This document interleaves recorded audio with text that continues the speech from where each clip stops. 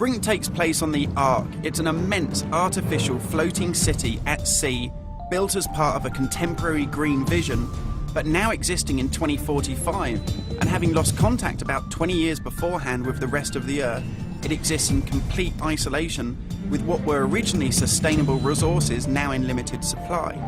The result of this is that competing social factions have been thrown into an isolated and horrific conflict.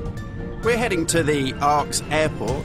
This was the original location that celebrities flew in and out of and had their photo opportunities, but it's also, because it's been deserted and disused for 20 years, the ideal location for me to show you a couple of the game's features in the absence of any enemies.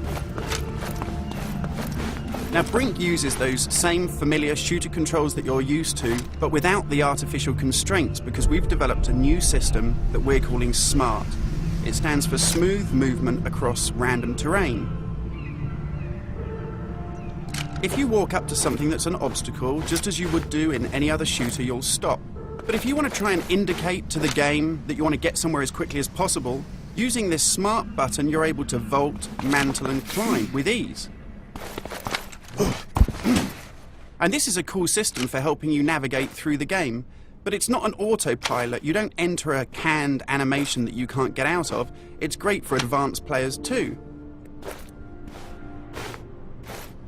If you're approaching an obstacle like a security sensor, and you want to make it through that obstacle without perhaps alerting the enemy to your presence, you could just look up and you'll mantle up and over that automatically. And by the same token, if you use your same SMART button just running towards something and looking down, you'll indicate to the game that you're able to slide under something. And this is really important because in Brink, we want you to be able to make tactical decisions about where you go and how you play.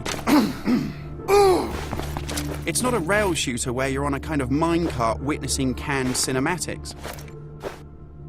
And that's important too, because in Brink, irrespective of whether you play offline or online, you can create a cool identity for yourself that really reflects how you want to play the game. So in Brink, you take on a combat role that suits your preferred playing style, whether you're on the front line attacking the enemy or perhaps at the rear doing support. You'll take part in military objectives as part of a coordinated squad. And when you complete these successfully, you'll earn experience points that allow you to unlock cool upgrades for your weapons, really cool abilities that suit the way that you want to play, and also cool outfits that reflect what a badass you are.